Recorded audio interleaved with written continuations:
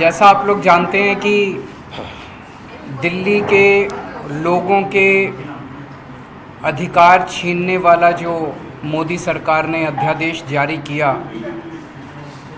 8 साल की लड़ाई के बाद 11 मई को सुप्रीम कोर्ट ने आदेश दिया था कि भारत एक जनतंत्र है। जनतंत्र के अंदर चुनी हुई सरकार को जनता के काम करने के लिए पूरे अधिकार और शक्तियां होनी चाहिए। 2015 में मोदी सरकार ने एक नोटिफिकेशन जारी करके हमारी पावर्स छीन ली थी। जो पावर्स शीला दीक्षित जी के पास होती थी वो पावर्स हमसे सारी छीन ली गई, सरकार को पंगु बना दिया गया। उसके बावजूद भी हमने काफ़ी काम किए, हम ही जानते हैं कैसे काम किए। लेकिन 8 साल की लड़ाई के बाद दिल्ली के लोगों को न्याय मिला सुप्रीम कोर्ट से। 11 मई को सुप्रीम कोर्ट का आदेश आया और 8 दिन के अंदर ही 19 मई को मोदी सरकार ने अध्यादेश पारित करके सुप्रीम कोर्ट के आदेश को ख़त्म कर दिया, नल एंड वॉइड कर दिया, कैंसिल कर दिया सुप्रीम कोर्ट के आदेश को। और मोदी सरकार ने कहा कि दिल्ली के लोगों को कोई अधिकार नहीं है। ये दिल्ली के लोगों के न केवल अधिकार छीने गए बल्कि एक तरह से दिल्ली के लोगों को तमाचा मारा गया, दिल्ली के लोगों का अपमान किया गया कि तुम जो मर्जी सरकार चुन लो, उसको काम नहीं करने देंगे हम। ये मोदी सरकार का संदेश है दिल्ली के लोगों को, आप जो मर्जी सरकार चुनिए, हम आपको काम नहीं करने देंगे। ये अध्यादेश आया है और ये अध्यादेश अब बाद में मॉनसून सेशन में संसद में आएगा। तो संसद में जब आएगा तो राज्यसभा में भारतीय जनता पार्टी का बहुमत नहीं है।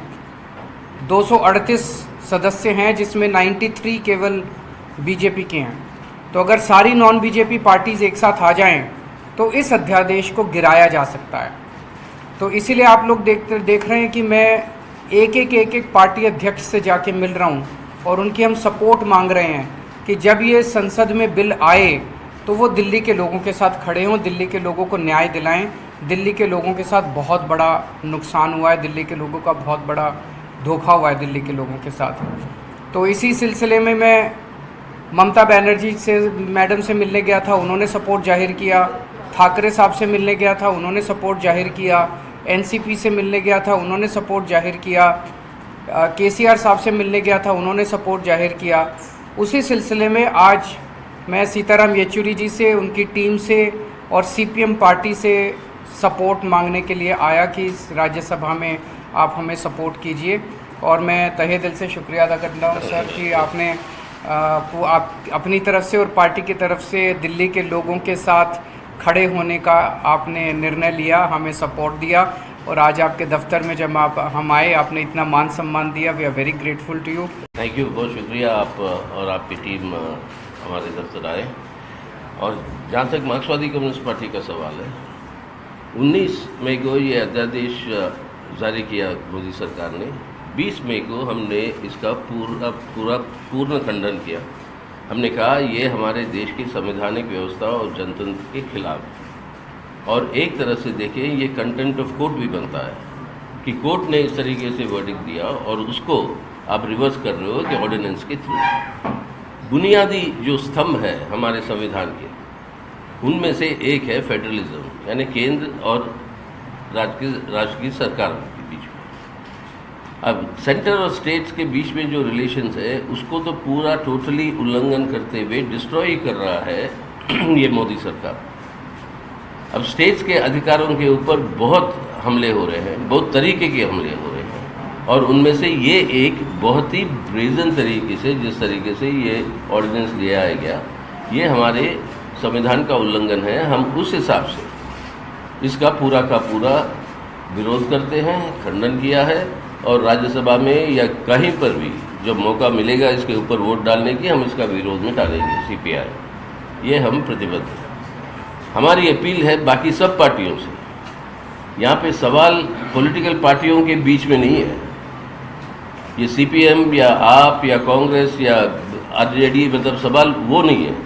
सवाल ये है कि देश का संविधान, संवैधानिक व्यवस्था, उसके ऊपर जो हमले हो रहे हैं उससे डटकर मुकाबला अगर नहीं करेंगे तो एक तानाशाही व्यवस्था ही नहीं, लेकिन हमारे देश के अंदर उससे भी बुरा एक फांसीवादी रुझान के साथ ये देश को चलाने की जो कोशिश है वो खतरा सामने आएगा।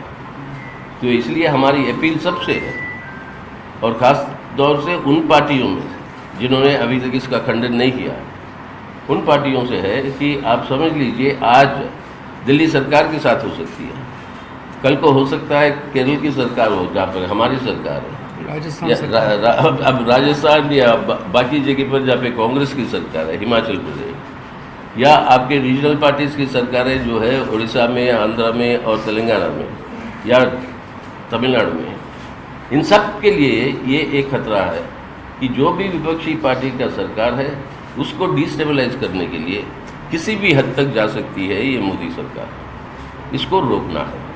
तो हमारी अपील सबसे है, खासतौर से सबसे बड़ी विपक्षी पार्टी कांग्रेस, कि आप आइए यहाँ पर सब मिलकर हम जो है संविधान की रक्षा करें, और जो इस संविधान को उल्लंघन की बात छोड़िए, इस संविधान के ऊपर हमला कर रहे हैं इस तरीके से, उनके खिलाफ जुटकर मुकाबला करें। ये है मेन मुद्दा।